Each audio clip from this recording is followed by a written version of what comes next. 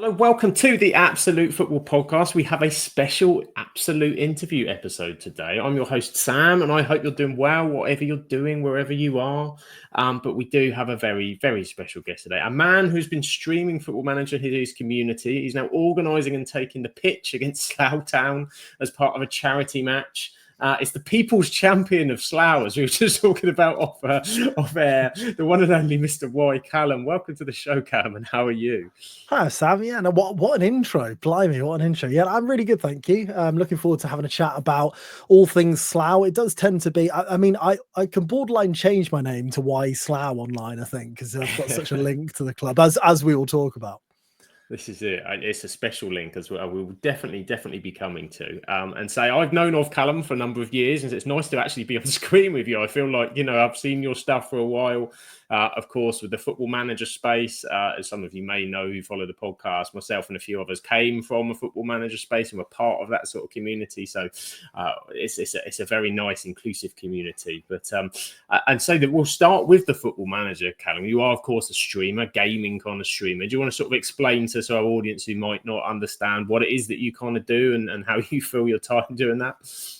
It's a very odd concept, one that my parents still don't understand as a concept. To be clear, this isn't my job. I'll put that in there straight away. I'm a primary school teacher, so it's a world away from that. But ultimately, there's a game called Football Manager where it's what it says on the tin. You manage a football team, so it's not like a FIFA or something like that where you're playing as a team. You are just the managers. You can't influence it on the pitch. You can only influence it as much as a normal manager would in the real world, if you like.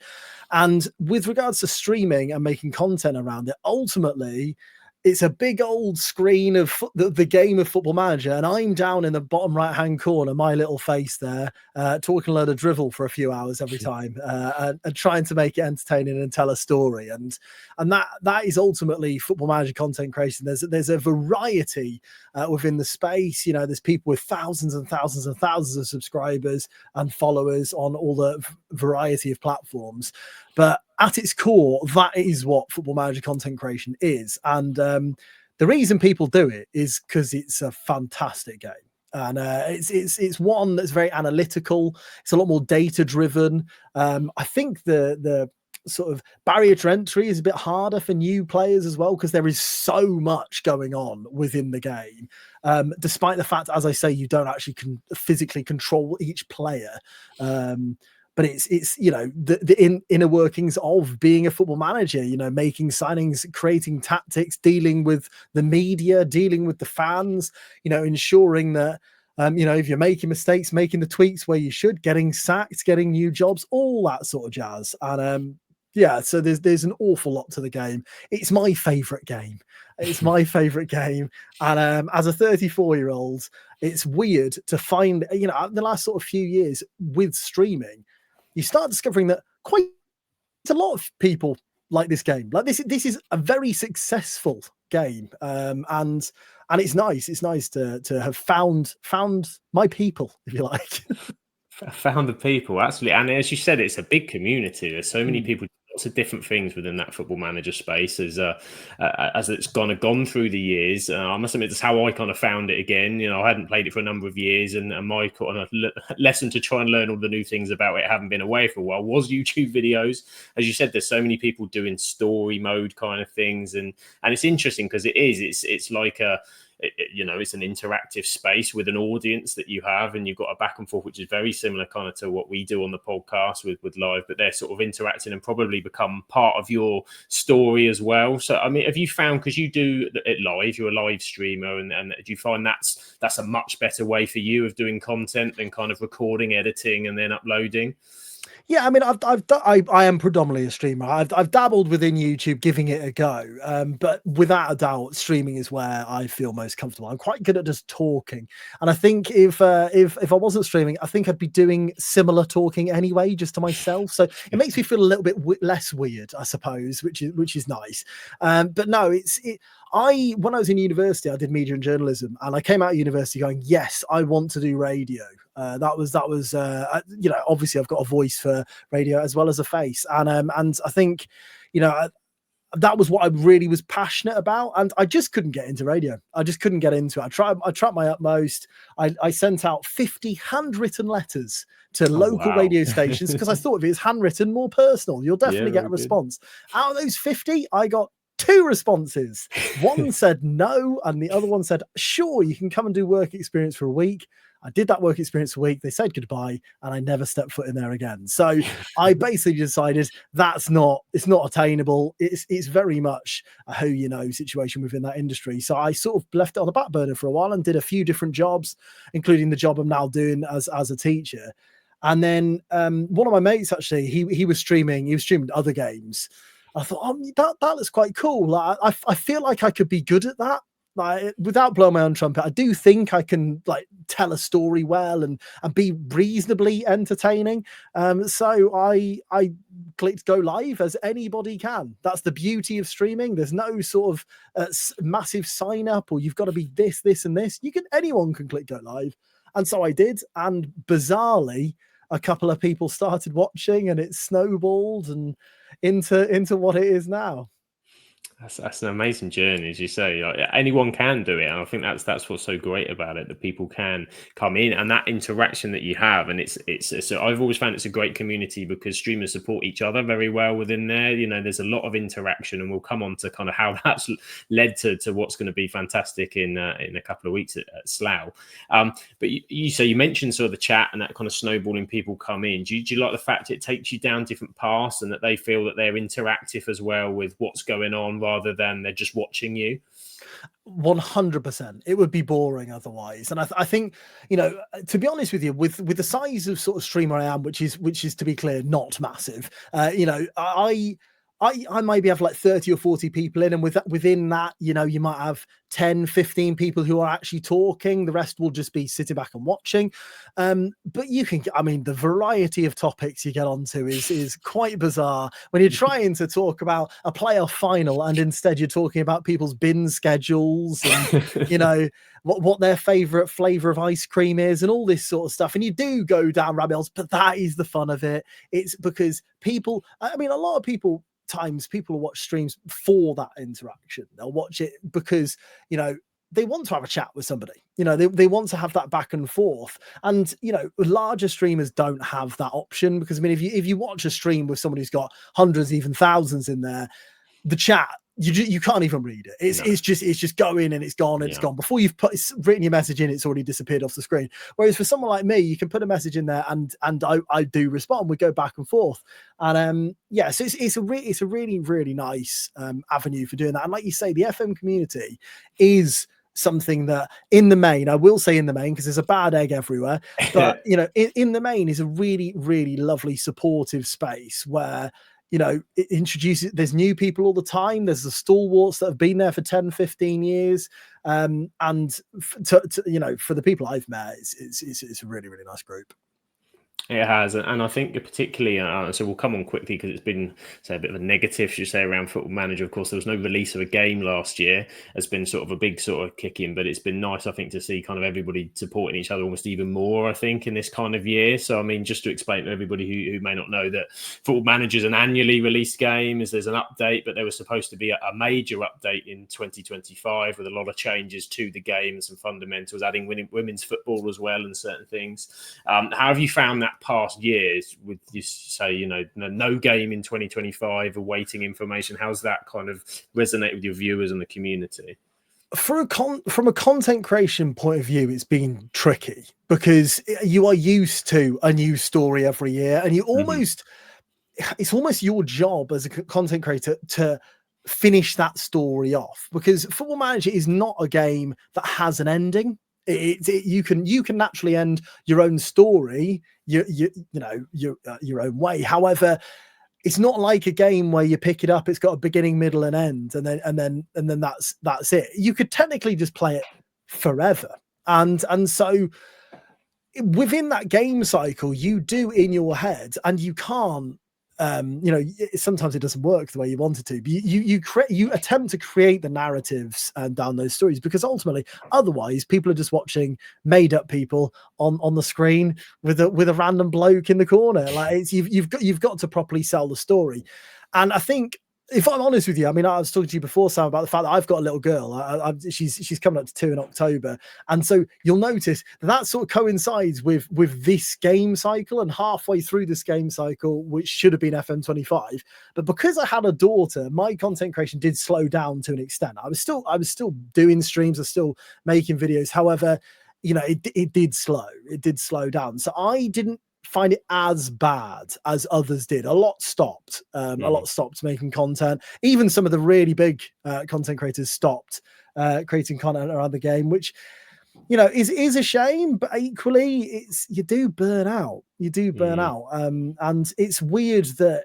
just an annual release, because the game is usually subtle tweaks. It's not like a major overhaul, whereas, as you say, FM25 was due to be a gigantic overhaul, the biggest overhaul they've had in probably a couple of decades. You know, it would have been monumental, and it was obviously a bit too much to bite, a bit off a bit too much, and unfortunately, it didn't come out. And obviously, all our fingers crossed that it does come out again this year. The new game comes out, which I am optimistic of, I'd say. This is it. Optimism is the way to go. And as you said, it is a challenge. You said you're a streamer, but you have a full-time job, the daughter of a family, you have things sort of going on, and say, as we sort of experience too on the podcast, it's difficult you will maintain the schedules as much as you can, because you've got an audience you want to retain, and you want to entertain that audience. That's what people are doing, things like we do, like yourself do. Did you find that's a hard balance? I mean, what is your streamer schedule? Are you a couple of times a week, or how do you kind of work it?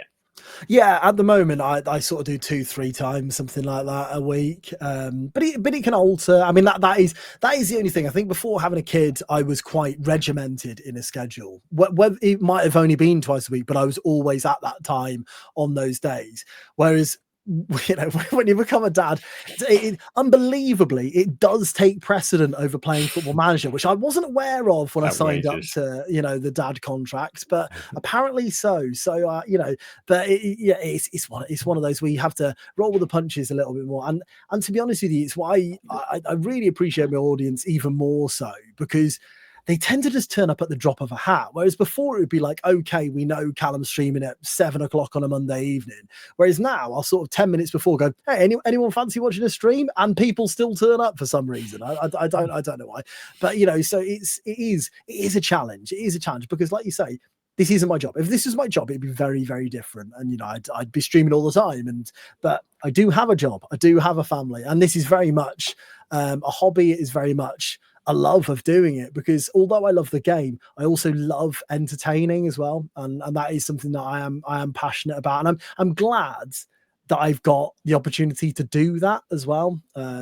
Which, you know, obviously, as I said earlier, I missed out on in doing radio. So yeah, it feels almost like a second chance at that sort of side of the world. Yeah, and in a fun way, I suppose, as well. And so I do recommend, say, if you're not done, or if you are in Football Manager, definitely check Callum's streaming out. And say, definitely the entertainment when I've popped in has always been high. And as you said, conversations go everywhere, and that makes it even more the entertaining, I think, for sure. A lot of people that are in the space will know, of course, your journey with Slough. The journey with Slough, as we said before, the people's champion of Slough, and there's a reason for that. And do you want to tell everybody sort of how it all started, I believe, with a mystery shirt, didn't it? And then went on an incredible journey. Yeah, so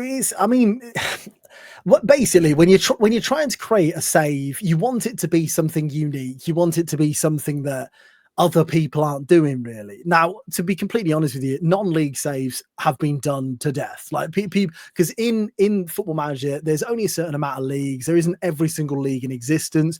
Whereas in England, because it's an English-produced game, they do have all the way down to the Vanarama North and South. So they have quite a lot of divisions there, which gives you a length of story, if you like. You know, if you're starting in like the Polish leagues and they've only got 2 leagues, that story's not going to be a particularly long one. Whereas, you know, there's promotions, there's relegations, there's all that fun in the English divisions, and a lot of them. So, you know, I thought, right, what I'm going to do is I'm going to get a mystery kit box. I'm going to open it on stream, and whoever that is, I will be that team.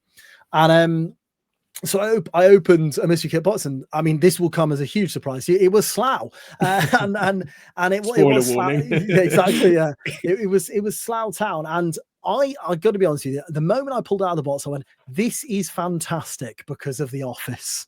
I can play off the memes and the jokes, and I could dress up as Brent. This is brilliant. Like this couldn't have been any better. But it turns out it could have been, it actually got better than that. And I posted this thing up on my Twitter, my X or whatever you call it nowadays. And just a video of me opening the shirt up. And the lads who commentates for Slough messaged me. And Connor, his name is, who I still speak to now, and he sort of said, "Oh, this is great, like, and can you explain it to me?" So I sort of talked him through what it meant, blah blah blah. Anyway, it started snowballing a little bit then, and more people. And I'll be honest with you, if I look to my followers on things like Twitter, a large portion of it is just Slough fans, not even necessarily people who watch my streams and stuff. They're just, because it's almost like I'm associated with the club now. I mean, I live 4 hours away from it, but yeah, so he got in contact, and then I had the assistant manager followed me, and then I had certain players dropping in going, "Are you playing me, boss?" And and I had the director of Slough's messaging. It all got a little bit weird, to the point where I was like, "Is this a joke? Has someone stitched me up here? Because this just seems a little bit ridiculous." And so it really did, and so I got to a point where I went, right, I've obviously got to go, haven't I? I've got to go down to Slough, because at this point I was synonymous with Slough. As I said, I was in communication with a lot of people down there. So I sort of said, I'll come down, but what should I do? I mean, am I just coming to watch the game? And they're like, no, don't worry, we'll sort you out. We'll sort you out. So I thought, I've got to do something about this to make it entertaining. I'm a content creator. I've got to in some way make this entertaining. So the night before, I put up a poll saying, "What would you like me to go in? Shall I buy a Slough shirt and go another Slough shirt and go in a Slough shirt? Shall I do this, or shall I go full suits like a manager?" Obviously, that one won. So I turned up, and I'd actually got in contact with Slough because I had a feeling it might win. And I got in contact with Slough and said, "Your Slough ties are out of." It's right there, that one there. "Your Slough ties are out of stock on the website. You wouldn't happen to have one just like knocking around?" And then Aid, the director, messaged me and said, "What's your address again?" And then 2 days later, a Slough tie just arrived. So I was like, this is fantastic. So I turned up at the Slough game, went through the players' entrance, was invited into the changing room, was meeting them all. Out I went, and the funny thing is, Slough Town were actually going through a buyout at the time, so people thought I was buying the club. Because I turned up in a suit with a Slough tie, and so people were coming up to me and shaking my hand and stuff. I was like, "Nice to meet you. I'm not who you think I am." It was a really good game, actually. It was a league game, and they went down to 9 men and drew 1-1. It was an epic game to watch. And then with about 15 minutes to go, Aid came over to me. He said, "Cal, the sponsors have actually dropped out. Would you mind choosing man of the match?" I was like, "What on earth is going on here?" So it was 1-1 in like the 90th minute. He came down with 5 minutes added on, said, "To who are you going to give it to?" And the keeper had a blinder. I was like, "I can't give it to the keeper, though, because if I give it to the keeper and then he concedes in these last 5 minutes, I'm going to look right idiot, aren't I?" Exactly. So I gave it to the centre mid, who had also had a really good game, and that got announced. And I thought, this is just a bit too weird, isn't it? It's just all very, very strange. And that was sort of the first visit of that, and it was just me and my mate who went down. Bless him, walking around with someone in a suit. He must have felt quite embarrassed. And since then, I've been. This will be, I want to say, the 4th time that I'm going down. I've gone down every single summer, and yeah, it's just been fantastic. It really has, and it's purely down to Slough as a club. Like, I mean, because everyone does this. Everyone on Football Manager manages a team, tries to get in contact with them, and nothing. Absolutely nothing, because it's not within the club's best interest. Slough didn't see it that way. Slough were like, "This is fantastic. Anything that's being done is a good thing. Let's get involved," and that was yeah. So that was the first visit of and probably the least eventful one, as bizarre as that sounds. just a base introduction for what's to come. I mean, as you said, like, probably enough just the fact you get a Twitter follow, you get something. So it was a long while ago since I dabbled with a bit of FM and bits and pieces, few videos I did, and I managed a very low non-league side, I think, with an editor that was there, Aylesbury United, that were sort of like, I think, 8th or 9th at the time.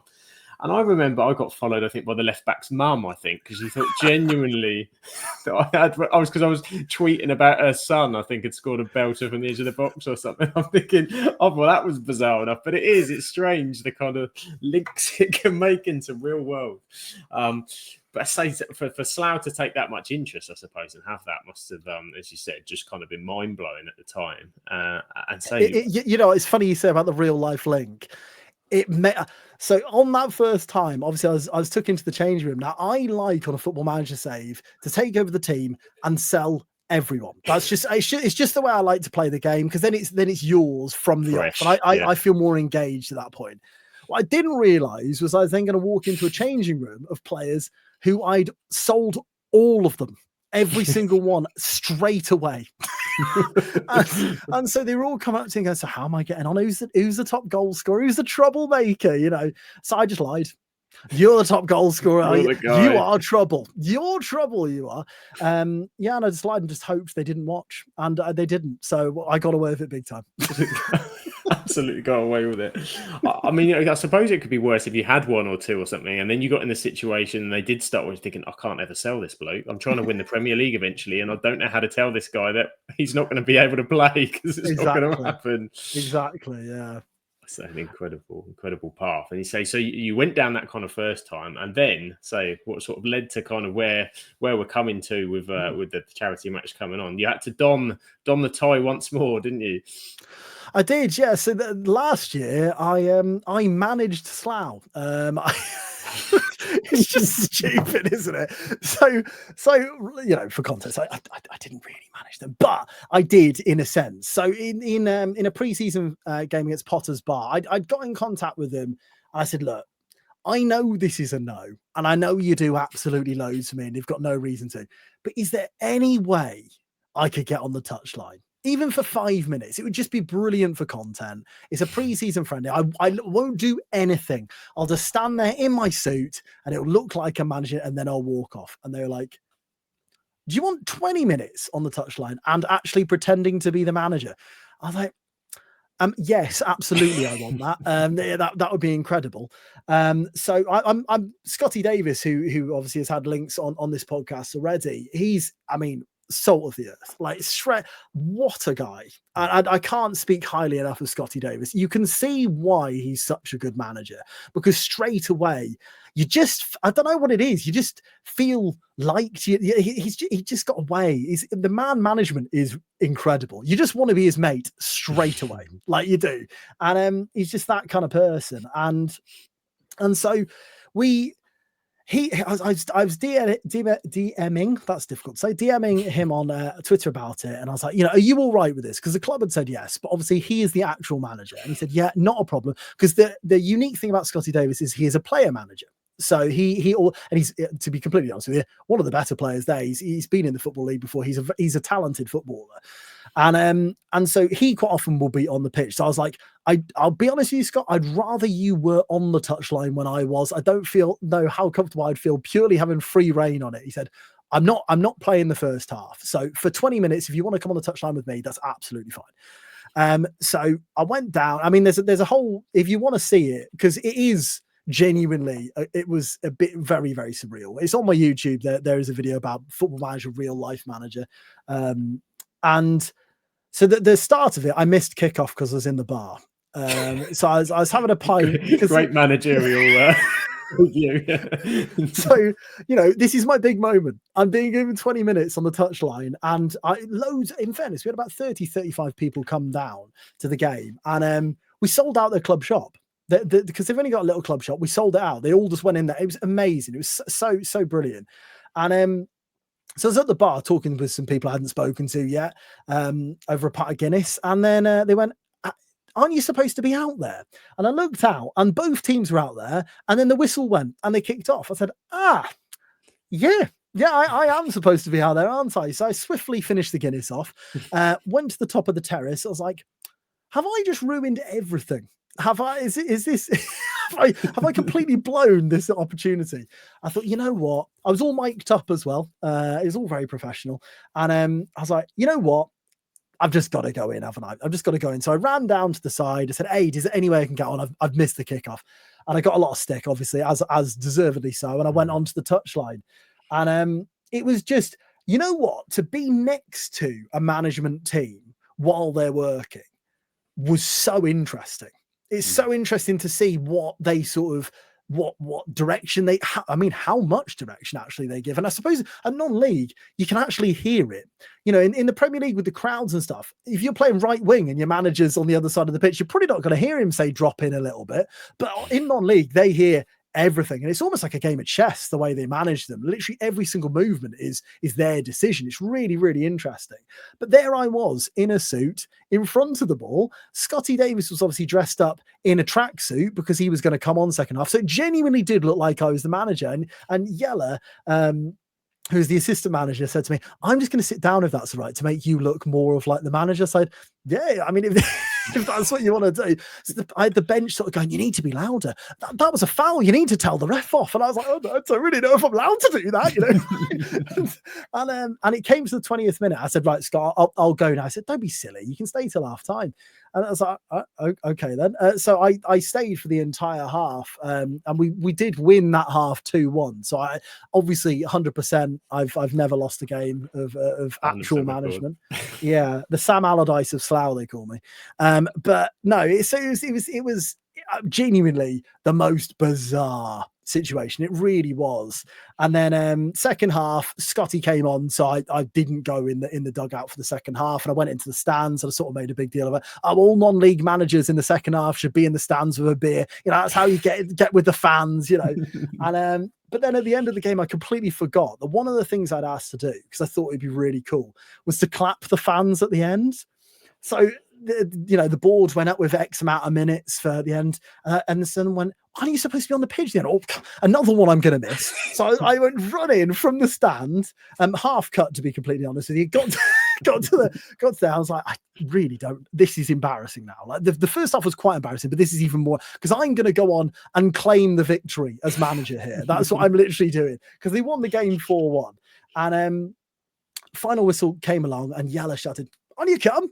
So there I was on the pitch, going around the fans, clapping them. At one point, all the team were like pushing me forward as if I was like the hero of the piece, pushing me to the front of them. So I was like, come on. And they were all singing my name and stuff. And it's like one of the most bizarre situations in my life. Not just content creation. It was just unbelievable. It was unbelievable. And yeah, and this is what I mean. I'm just a random bloke who plays Football Manager on the internet, and a football club are willing to do that much for me, really humour me. Let's be honest. I mean, the players all thought I was a massive weirdo. I definitely think that, but that's fine, isn't it? It's all part of it. You do have to sort of play the part and play up to it a little bit. And that, you know, I thought, to be honest with you, that would probably be the peak. And don't get me wrong, it is going to be difficult to be beaten. But on August the 16th this year, we're going to attempt to somehow top that. You are indeed. You've got a massive day coming on August the 16th, of course. And so as a Football Manager creator, and so it definitely caught fire within the Football Manager sort of community, as you said, so many people have kind of tried to have that journey, had that link, and then to sort of see the ways in that you had with Slough, some of the phenomenal stuff that was happening. And now we've got the situation where where are we now? We're recording this on the 8th, so we've not got too many days to go now until the 16th of August, where you have Slough Town facing a team that you've organised of Football Manager creators to go down to Slough, play a game on the hallowed turf, for mCkINS charity as well. Should we start with that? I think that's probably the best place, I suppose, to start, for the fact that there's a brilliant cause that behind it with mental health and mCkINS charity. Do you want to sort of speak about that and how that came to be? Absolutely. So the bit I'm missing from this jigsaw is I've sort of talked about, I've said I've been a few times, and I did miss a year. 2 years ago, we were going to do a charity match. It was just going to be FM content creators against each other.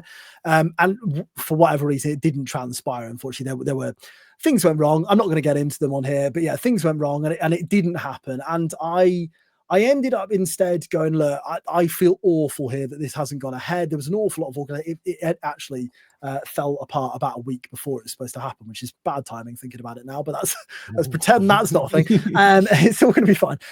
But yeah, so and I went, you know what? The least I can do is I'll do a stream. That's what I do. You know, I'll do a 12-hour stream, and I'll just play Football Manager, and you can all, and hopefully raise a couple of £100 for charity. And we ended up raising about £3,000, which was absolutely incredible. And I was very, very humbled by that amount of money being raised for Mind Charity. And like you say, Mind Charity is one which I've chosen because, I mean, Mind Charity is obviously looking at the mental health, and mental health is something that is so prevalent, especially in our generation. I think being very aware of the fact, you know, it's not just physical health; it is very much mental as well. And I think COVID as well had a massive impact on everybody. And content creation a lot of the time is people getting a release, whether that's you watching the content or people doing it. And sometimes it's their safe space coming into somebody's stream. Sometimes, you know, it can be the person there, that can be their socializing for the week. You know, back and forth of the chat could be their way of making friends and that sort of thing.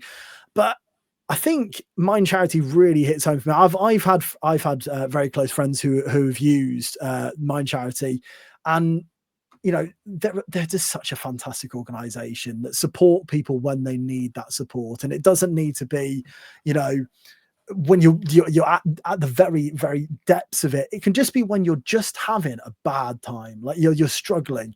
You know, we all have issues, don't we? You know, we can all have troubles, whether it's in your work, in your family. You know, it could be anything. Any walk of your life could trigger those things. And so Mind is just that platform to be able to call, speak to someone anonymously and just let it out. And sometimes that's all you do need to do.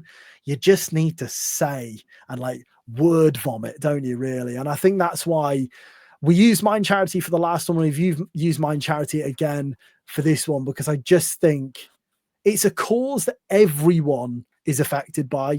Everyone is affected by mental health at some point. And yeah, I think it's a great choice.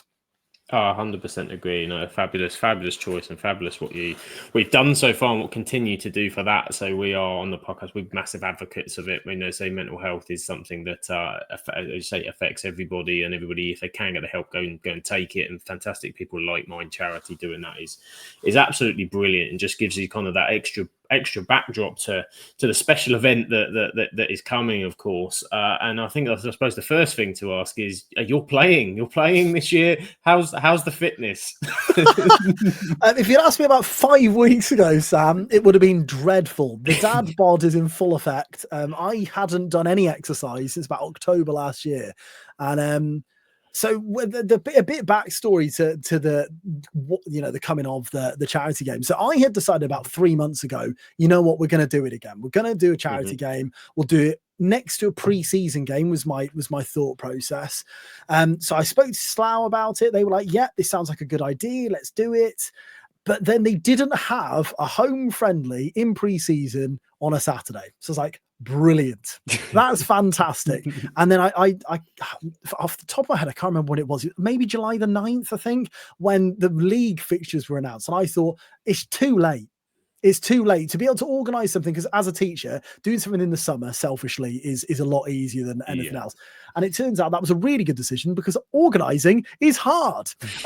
It's really hard. It does take up a lot of time. But yeah, so I was like, it has to be in late July or August, basically, from my perspective. And I was like, that's too quick. It's too quick of a turnaround. There's no way I can organise an event. But I still wanted to go, because I've been the last few years. I was like, I still want to go to a Slough game. So I was like, right, when the fixtures come out, I will go, right, what game should we go to? And we decided on the 16th of August, we'd go to Slough versus Hemel Hempstead. So I put a thing up on my Twitter, and Aid at Slough, Adrian Gorm, he got in contact with me straight away and said, wait a second, so is the charity match not happening? I said, well, to be honest with you, Aid, I think it's too short notice, you know. And he said, oh, no. I want this to happen. If you're still up for it, just get me a team. I'll get a team, you get a team, and we'll make it happen. I was like, okay. I mean, I still think it's unlikely, but I'll send some messages out. That evening, by the end of the evening, I had 12 players already. Just everyone said yes. just everyone said yes. And so by the end of the evening, I texted him back and I said, yeah, I think this is a goer. I think this is a goer. I think you need to get your team together because we're going to be ready for you, sort of thing. And so that was how it originated. I hadn't even planned to do it. Like it was, and once again, a massive part of this is Slough. Like they were the ones who pushed this through in the end. And to do it on their first home fixture of the league season as well, because our kickoff, as it says on the screen, is 11:30. Obviously, their game against Hemel Hempstead is at 3. So it's on the same day, on the same pitch. Luckily, it's an artificial turf, so we're not going to ruin the pitch. Cut everything up. Yeah, exactly. Yeah, but so it's on the same day, which is absolutely incredible. And so for sort of moving and segueing into the day itself. The ticket price for our charity match is £10, but that is also for the Slough game. Now, for context, the Slough game is £17. So they're just the most generous. Yeah. I can't believe the generosity.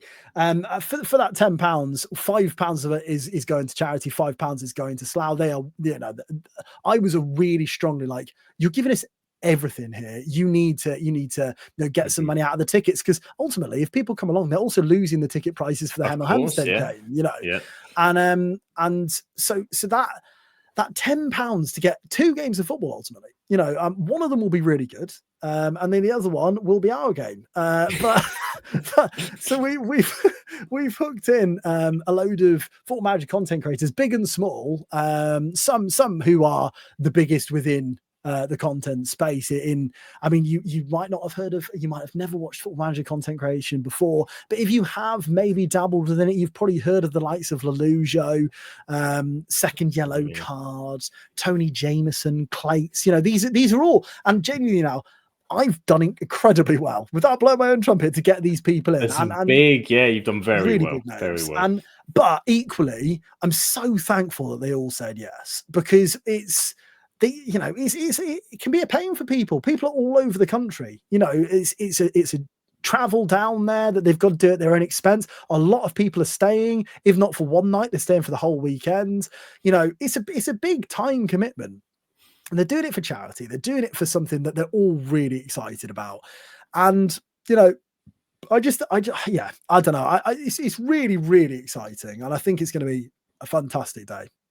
I think it's going to be brilliant. And I think, say, for that Football Manager space, I think to have sort of to have everybody come together, I think, which has kind of only happened a few times. I know there's sort of smaller meetups, but that kind of big sort of come together and to do so, I think is going to be exceptional. And so I think Lollujo's managing, I think, isn't he, the godfather of Football Manager, I like to call him, will be overseeing it all. Has there been any pre-tactics, any sort of stuff that's been prepped, or is it just a case of we're going to just run up and wing it, boys?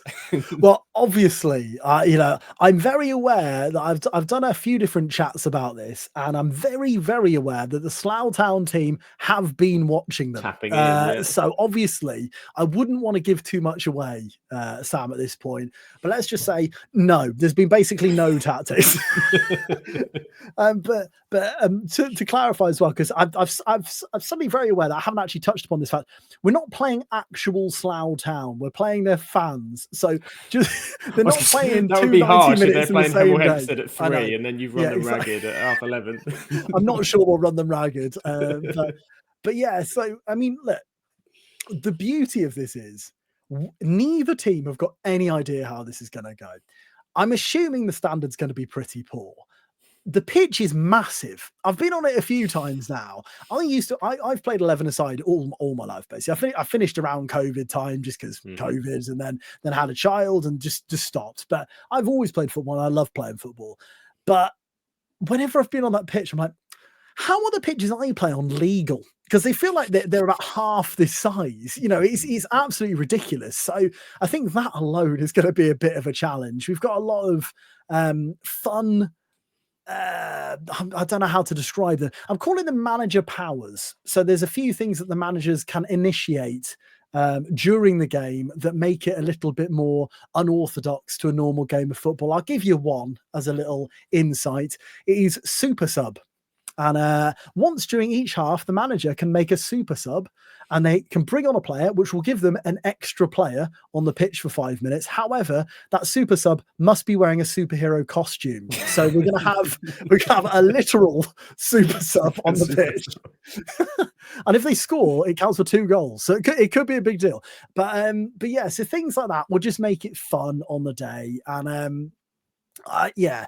As I say, I'm just so thankful for Slough for accommodating to everything. FC Video as well, who are really important to be noted because they are sponsoring the event. FC Video are streaming the event. So you might be sat there listening to this going, there's no way I can get to Slough. And I completely appreciate that. You know, it's difficult. But if you want to see the event, if you want to see how good / bad the game is going to be, on my Twitch channel, on yCallum on Twitch, it is going to, the entire 90 minutes will be streamed over there.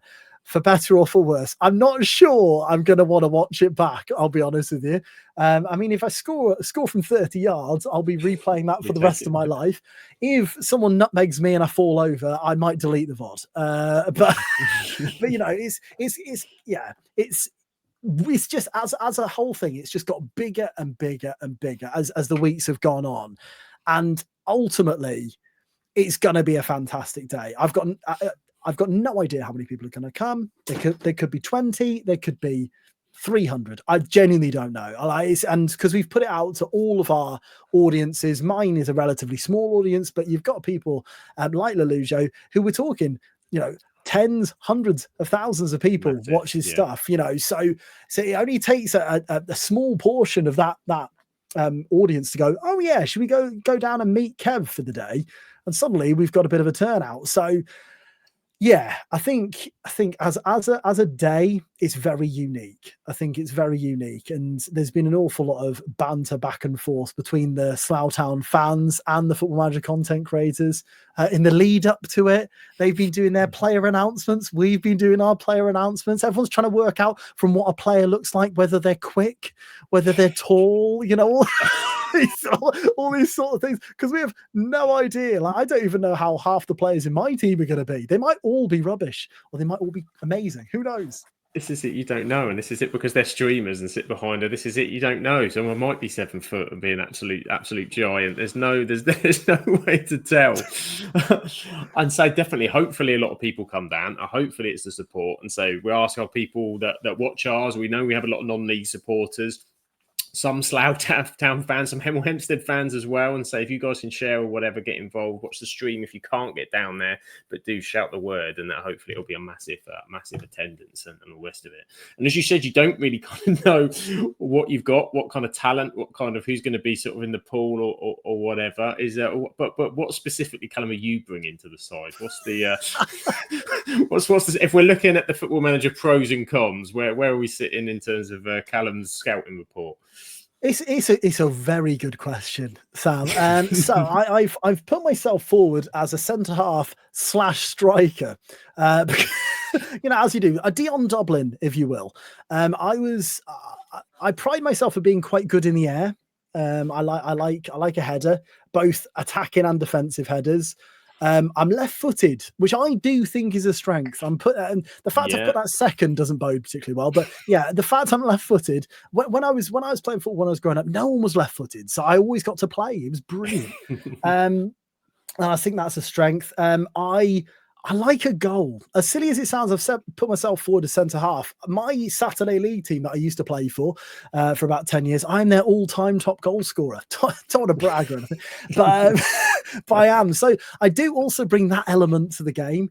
I haven't told Kev, but I am going to captain the team. He hasn't got a choice. I've put too much effort in. Deleted that button from the choice selection. Exactly. Yeah. So I'm going to be captaining the team. I've got purple boots. They're right here. Look. Oh. See, you've got to be good to wear these, haven't you? You've got to be. I mean, I bought them last week, to be honest. But yeah, so I think from my perspective, we're talking about it as well about like the fitness levels. It was something that genuinely I was like, right, okay, I have got to get fit now. Like, because the biggest thing, I've spoken to a lot of people who are involved in the game, is I just don't want to embarrass myself. I don't want to. I'm not expecting everyone to go, my word, he's incredible. Could he play for Slough later? What I don't want to happen is just be like, why on earth is he even playing? You know, like he's and I'm 34 now, which I'm sure will surprise all the viewers because of my handsome good looks. But I am 34, and in Football Manager speak, I am finished. No one signs 34-year-olds. No one signs anyone over 30, to completely honest, on Football Manager. So yeah, I'm very much over the hill and far away. But I think I'm hoping, make a couple of tackles, maybe score from a corner, something like that would be really, really good. But we've definitely got a few players who can play football. And I'm almost certain of that. And I don't mean to a good standard. I just mean they are aware of what a football is, and they've kicked it once or twice. Yeah, and that's what you need. That's all you need. That's what the game is based upon. So I'm sure it won't be a problem. You just want a moment or two, don't you? Really, in the game. Exactly. And ideally, it being a good one, Sam. Because I've also, because I'm organising everything, I've also organised the officials for this, who are also part of the Football Manager community. And you might think, hold on a second, that's not very fair. That's a bit biased. No. I think it's going to be quite the opposite. I think they're going to be biased against us. Okay. I'm very concerned that I might get sent off for no reason, which might be a worry. But yeah, so we've organised a real variety within it, and it should be, as I say, an exciting game because of it. The Slough Town, I will say though, they're taking it far too seriously. The Slough Town fans, they had a 2-hour training session this week. 2 hours. I mean, what were they doing for 2 hours? They might have been watching your stream. I don't know, sort of getting psyched potentially. Yeah, just all sat down watching a stream. But I mean, like I was to be honest with you, I was debating messaging a few of the lads and saying, could you get on Zoom, put some football boots on, and we'll just take a picture and say we've done a Zoom training session, because we're all over the country. Like, we can't meet up for a training session. And has anyone got a cone? At least one cone. Exactly, a bib. Has anyone got a bib? Yeah. But so it's just. I've honestly, it could finish 0-0. It could finish 15-all. I've got no idea. It could go a number of ways. So recently, not anywhere in the same stratosphere, we had a works charity game, and I managed this works charity game. And same sort of thing, didn't know my team, didn't go into it. I asked beforehand, I did have at least positions. They all came through the chat. I had one of the most strangest positional roles you'll ever see, where someone was a goalkeeper / false nine, which was an incredible characteristic to have.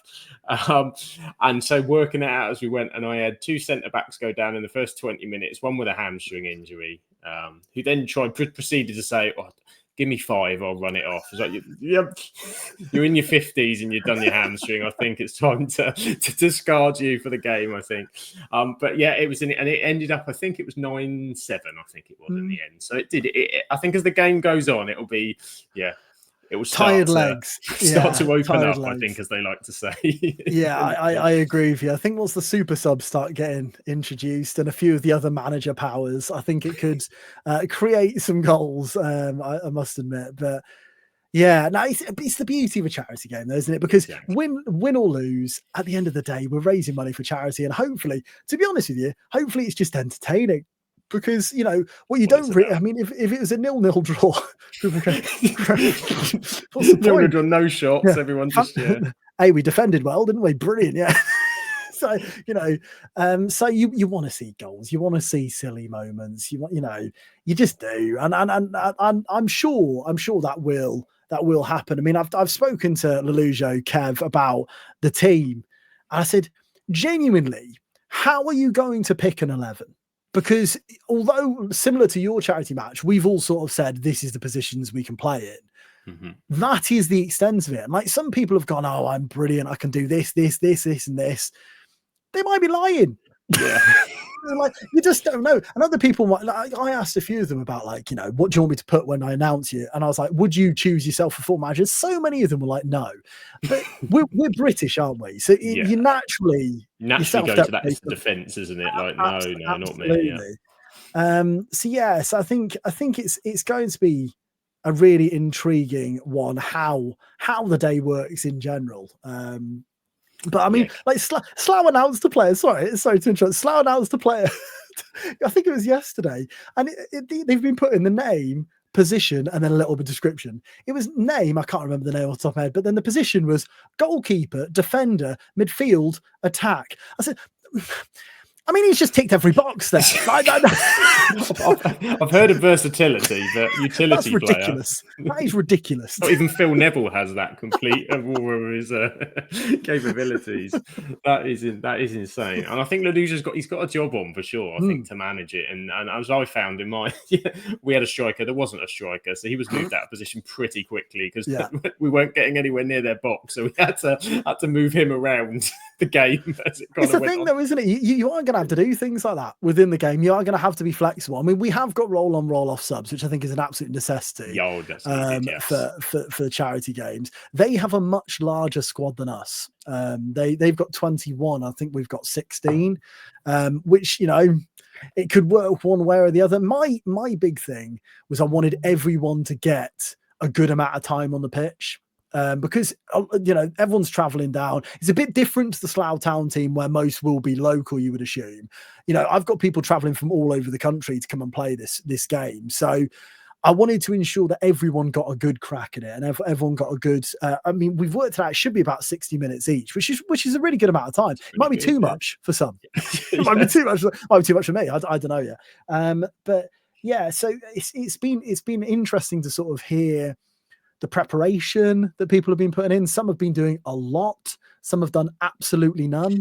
You know, and you might turn. It'd be like doing exams in school, won't it? When someone revises all the time, and then one bloke's like, "I didn't revise at all," and then beats everyone, which would be really annoying. Yeah, just naturally gifted. But yeah, it's a weird one.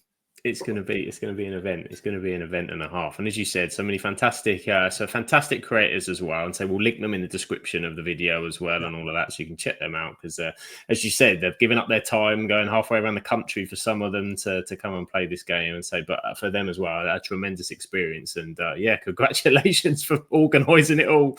Because I imagine that was quite a lot of work for you. Yeah. Just a little bit. Yeah, to be fair, it was. So brilliant. And so one more thing before we sort of go, and then we can link to everything in terms of where it's going. Because you're on our absolute interview episode, Kane, you get to play our absolutely or absolutely not game, which is say, as a content creator and graphical video creator, I'm sure you'll appreciate this wonderful introduction video to the game that we have, and then we'll play a very short game. So we'll roll the VT. The question with only two answers: absolutely or absolutely not. Absolutely. No. Absolutely not. Absolutely. Absolutely not. Absolutely not, me. Absolutely.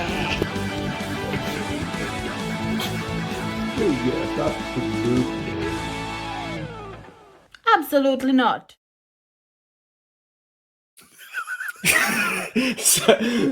So I haven't seen that video in a while, and it always surprises me what we did to put that together. We do often tell this story on the Absolute Interview, and I will tell it again.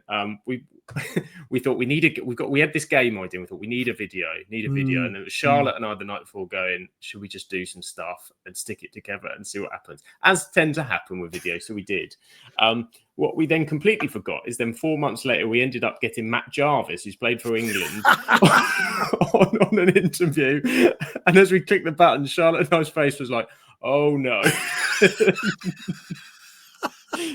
You think of this guy's played at Wembley, and here I am with my daughter's Minnie Mouse flashing lights. That was my lasting memory from the entire video. To be honest, the Minnie Mouse. I'm glad. Sadly, it's the one it picks up at the thumbnail as well in my side thing. So it is the one, but it is, and it is all introduced because it is absolutely not. So we asked the question, absolutely not. So what we usually do in this case is we have somebody from a club, and we sort of say, you know, does this player stay? Does he go? Or sometimes it's, would you pick this player over that player? So we've picked, would you pick as a football manager knowledge base of all the wonderful players in the world? We've picked some of the legends of football, and you have to say whether you would pick one over the other. Would you absolutely have them over the other, or absolutely not, you wouldn't? So we've got 6 genius selections, and we may have played Everton into this a little bit for you coming up. So starting off, let me change that over there. Oh, you disappeared. We won't do that. We'll bring you back because we do need you for this. So absolutely or absolutely not, Messi over Ronaldo. Absolutely, I'd go with that. You were Messi man. Messi man. In more ways than one. In more ways than one. Absolutely, absolutely not. Of the Nevilles, Gary over Phil. I mean, I'm a toffee. I've got to go Phil here, so absolutely not. Thought you're going for Phil. You could do with him next week, I reckon. He can fill in anywhere. That'd be useful. That would be useful. You fill in anywhere. A Legends one here. Absolutely not. Seedorf over Pirlo. Oh, that's a tough one. They're quite different in a lot of ways, those two, aren't they? I'd go. Let's go Pirlo. So let's go absolutely not, I think. That's fair. Pirlo. Oh, what a player. What a player. Andrea Great head of hair. He does a fantastic head of hair.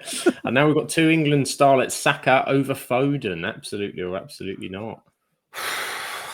If I'm looking purely from an England perspective, I think Saka has outperformed Foden in an England shirt. And from a club level point of view, as an Evertonian, I couldn't care less. So I'm going to go purely from an England perspective, and we're going to say absolutely for Saka. Absolutely for Bukayo Saka. That's fair play. Next up, we have an Everton Legends. Absolutely Lukaku over Cahill. Oh, that's a horrible one. That's a horrible one. Because, I mean, Rom's our top Premier League goal scorer of all time. But Tim Cahill's Tim Cahill. Exactly. And I mean, I think that the reason I will go for Cahill above Lukaku is because I think Cahill just got the club more than Rom did. I think he dealt with it slightly wrong. I'm not necessarily saying that Cahill's a better player than Lukaku, but I think for Everton, he had that longevity. So I'd say absolutely not for that one. He did score some absolute belters, and I still think to this day there is no man with the height of Tim Cahill that has the spring of Tim Cahill. It's unbelievable, isn't it? Timmy the Blue Kangaroo. That's what we used to call him. He was indeed. He was a brilliant jumper. And then absolutely or absolutely not, Moyes over Dyche. This is the easiest one so far. Well, easier end. Oh yeah, no, it's Moisey all day. I mean, I've talked about this before. Like from an Everton perspective, I think I've only in my lifetime enjoyed watching Everton under Moyes. It's just been a really good Moyes section, and then it all went wrong. It was horrendous, and now Moyes is back, and I'm happy again. So yeah, is there a higher version of this? Absolutely. David Moyes. Absolutely. The Moyes bookends. Which is absolutely perfect for it. So just briefly on Everton, how are you feeling going in the new season? New stadium? Are you feeling optimistic? Where are you at? Because I know we have an Everton fan, Rebecca, on the pod, and I think she's excited with the new stadium, new things, but it's been a bit slow, isn't it, in the window? Where are you at with Everton going into this season? I'm cautiously optimistic, mainly off the back end of last year, to be honest. The whole ground situation is a funny one, because as much as it is great to have a new ground, I loved Goodison. I love Goodison. Me and my two mates who go to Everton quite a bit met up in the summer a few weeks ago, and we did a pub crawl from Goodison to the new stadium, just to sort of see, what was going on in between, how long it would take us, that sort of thing, which was really interesting, and did an awful lot of reminiscing and stuff. And the new ground looks like a spaceship. It looks it's gigantic, and it looks very impressive. But it's not Goodison, and it's going to take a bit of transition, I think, to get used to that being our home. With regards to the actual club itself, I think we're in a much, much better position under Moyes than we have been under previous managers. I think we've bought all right. I think we need, there's a few positions, right wing in particular, we definitely still need a right winger. But we've got players that are exciting within the team. Iliman Ndiaye is just, he's one of the best players I've seen for us in a very long time. I'm actually quite surprised we kept him this summer. I mean, saying that, there's still bits of the summer. 2 weeks to go. But I mean, I do think he will stay. I think he's bought into the Everton way, but he's just such a refreshing footballer to watch because he just goes at players, he runs at them, he's positive, and it's really, really exciting to watch. I think, in Jared Branthwaite, I think we've got one of the best centre halves in the Premier League, and once again, he's signed a new deal, but it won't be long till someone comes calling for him, because he is just exceptional. I've loved Pickford for years. I think Pickford is very underrated when it comes to the Premier League. So I think, if we get 2 or 3 more in the door in the right positions, do I think we could get Europe? Probably not. That'll probably be a step too far, but we should probably have the most positive season we've had in about 5, I would say, this year. If the back end of last year was anything to go by, because we didn't really have any major outs, I wouldn't say. Doucouré had run his time. Calvert-Lewin, although I love Calvert-Lewin, his injury problems and his goal droughts, they just I'm surprised he hasn't got a club yet, but apparently he's asking for a lot of money, isn't he? I think he's asking for a lot. We had a theory he might come back because of somewhere else, or Newcastle will run out of options, and he might be the only one left on their shopping list by the time. Yeah, I mean, he almost went to Newcastle last year, I think, but then asked for too much money, so they said no. I mean, he the figure I've heard is like 150 grand he wants a week, which is a lot of money for the goal record and injury record he has got. Yeah. But the thing about Calvert-Lewin is, if he is fully fit, he's really, really good. Like, I mean, there's a joke, funnily enough, swinging it back around to Football Manager, that Calvert-Lewin is almost like a cheat code on Football Manager, because he's tall, he's strong, he's quick, and he's a finisher. It's like literally exactly what you want as a striker.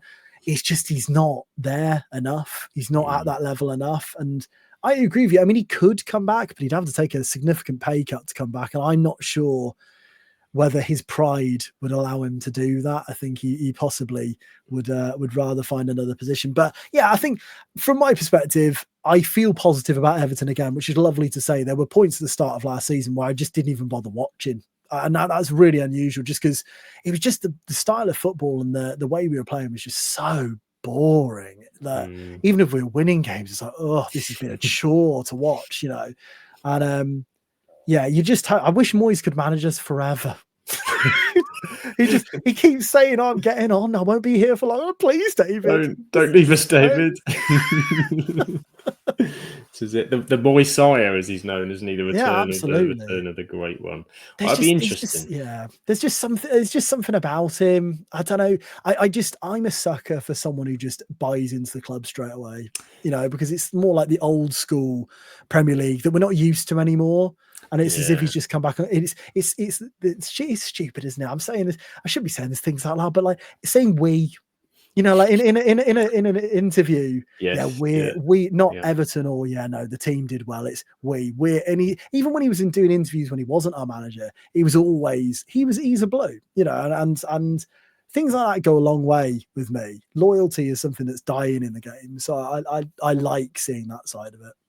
Yeah, and he's, as you said, he's been the club. He's been the club. Yeah. The Moyes, years ago was that team they were so awful to play against. Like at Goodison, he made you so difficult, but entertaining in the same kind of way. So physical. So he epitomised what it was. So yeah, if he can bring back even a portion of that, then I think with the new stadium, the new bounce, possibilities. I'm struggling. I've got to do my predictions for next week for Tuesday, and I'm struggling with Everton because I thought, this is it. Everton are going to be the surprise package. But then I'm looking at the window, going, I don't know. A lot of other stuff. People have done stuff, so I'm not sure. Goals will be our problem because we've relied on Beto, and Beto is an interesting centre forward. I like the bloke. I don't think he's very good at football. Thierry Barry is a complete unknown to me. I mean, he's bounced around a lot of different clubs. Looks like he could be talented, but I don't think he's ready to start. Yeah, goals are what worry me. We'll always be defensively solid, but it's just how many goals are we going to get? I don't know.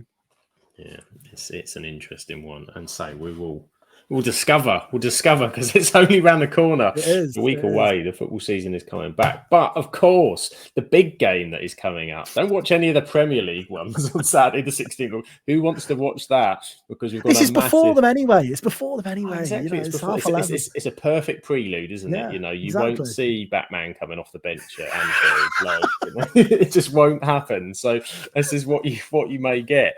So Callum, do you want to plug it all? Where can people find it? Follow it? Get involved with it, go for it. Absolutely. So ultimately, you can follow it at Slough Town's Arbour Park if you want to come along. £10 a ticket. It will be an absolute best £10 you spent this summer, I'm sure of it. And that's not an advertising thing. You're getting 2 games of football, you're getting guaranteed entertainment, and you're going to one of the best clubs in the country, in my opinion. Equally, if you want to watch the stream, you can find it on Y Callum. It's spelt how you'd expect. It's WHY Callum with 2 L's. And yeah, so that's where you'd find the stream. Any content of mine is obviously on Y Callum as well on that Twitch. So if you go there for the game, you can stick around if you want and see what on earth this streaming of Football Manager is, and talk to me about your bin schedule. You know, if you'd like to. It is a hot topic at the moment, of course. Yeah, so that's pretty much me. Thanks a lot for inviting me on, Sam. It's been lovely to have a chat. You're welcome. It's been a pleasure to talk about it all and say stuff I've known about the Slough stuff for a while, so it's nice to delve into personally for me as much as being able to do the episode. So no, thank you, Cam, for coming on. And so I will touch on the bin schedule thing actually. I think it's a massive thing. I'll tell you a funny story from my daughter actually. So we have in the little close that we had, there was a guy, and he used to do the bins for everybody.